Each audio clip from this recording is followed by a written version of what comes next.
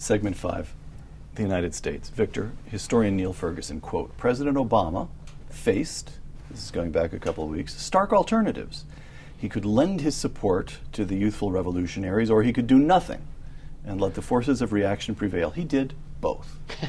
Some days exhorting Egyptian President Hosni Mubarak to leave, other days drawing back and recommending an orderly transition. The result has been a foreign policy debacle. The president has alienated everybody, not only Mubarak's cronies in the military, but also the youthful crowds in the streets of Cairo, and America's two closest friends in the region, Israel and Saudi Arabia, are both disgusted. Close quote. He's going over the top a little, don't you think? No, I don't.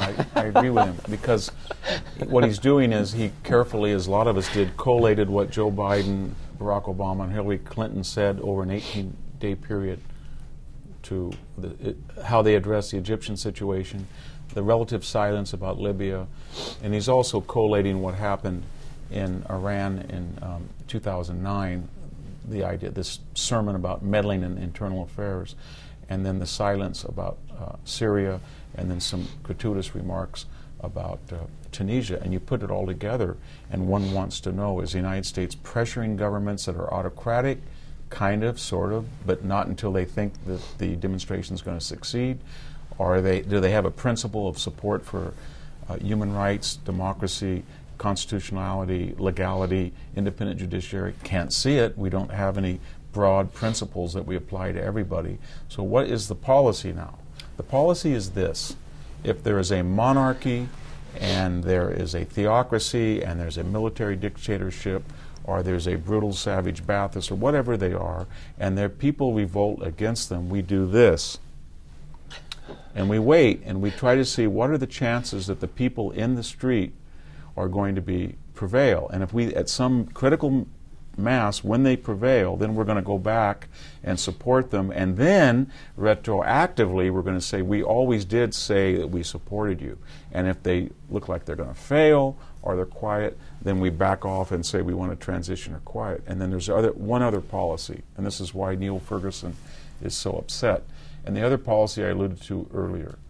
If you say that you cannot meddle in Iranian affairs, and if you say that this horrific regime in Syria, we have to reach out, as we did not in the Bush administration, and if you don't say anything about utter savagery in the streets of Libya, but you do say that you think that Mubarak and the Tunisians and Jordanians have to reform, then what you're essentially saying, whether you meant to or not, and they didn't mean to, is to the degree that you do not like the United States, you butcher lots of people, and you keep the press from watching it, we're indifferent, or perhaps we're even supportive. To the degree that you like us, you bring in the cameras, and you're pretty soft about the way you put down, then we're going to be very angry at you.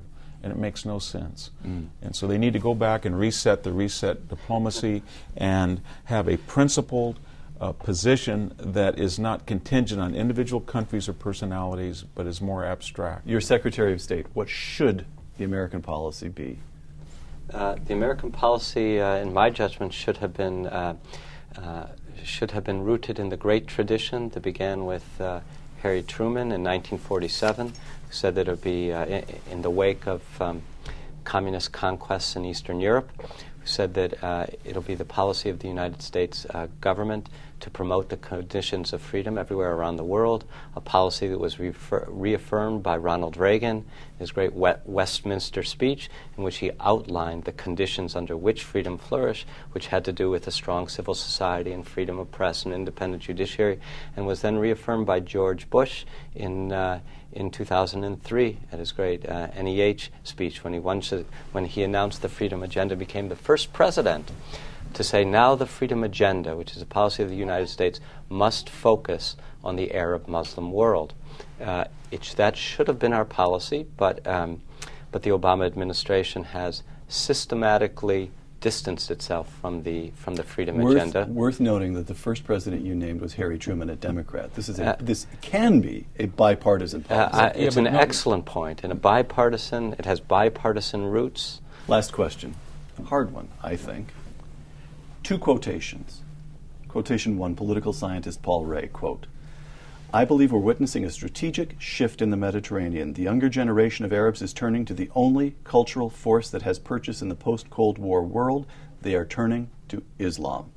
Tunisia, Egypt, Libya, Jordan, Bahrain will become more hostile to us, to our European allies, and of course, to Israel. Close quote. Quotation 2, Natan Sharansky. The democracy that hates you is better than the dictator who loves you. Close quote. Victor, who's right? Well, it's a little bit more complex because we have two theocratic regimes that give everybody as much Islam as they can handle. And one of them is the Sunni version in Saudi Arabia, and one is the Shia version in Iran. And neither one of them is popular. And there are people protesting both because they are authoritarian and corrupt, and they don't see that life is so good under the Quran. So what we're trying to figure out is how do you warn people who are throwing off military dictatorships and secular strongmen and say to them, this is the path to consensuality, because if you really want the Muslim Brotherhood and you want theocracy, you've got two good examples, Saudi Arabia and Iran, and the people there are not happy.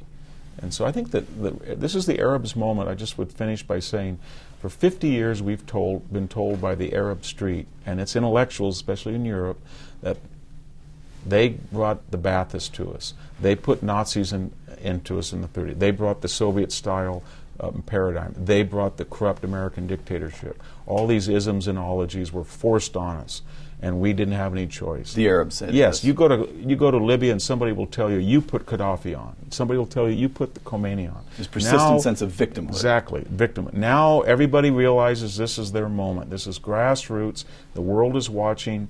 You guys don't have to put theocracy, monarchy. It's yours. And we'll see what the aspirations of the Arab people are, because everybody's staying out of it. And it's up to them to make a government that reflects what the people want. And we will see what the people want. Peter?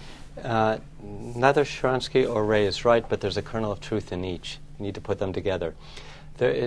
Contrary to Paul Ray, there are two forces that have purchase on people's souls in the contemporary Middle East. One force, as Paul Ray says, is Islam. But the other force, it is a real force, it also has purchase on people's souls, is what Natan Sharansky writes about. It's the spirit of democracy, the desire to be free, the desire to live under laws that you yourself have a hand in making, to call the shots for yourself. The question is, which of these two is going to be the victor? We don't know which is going to be the victor. Therefore, we should pursue things in the spirit of Truman, Reagan, and Bush. And what we should work on is not in the first place getting elections up and running whose results can be not just uncertain but quite hostile to our interests and to international order. What we should work on is promoting, but with care, with caution, with judiciousness, the conditions under which freedom furnishes.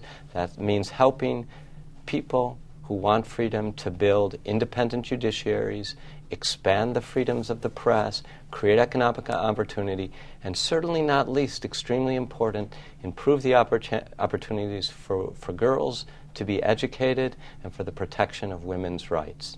That's what we can do to make things better. Peter Berkowitz, Victor Davis Hanson, thank you very much. Thank you. For Uncommon Knowledge, I'm Peter Robinson. Thanks for joining us.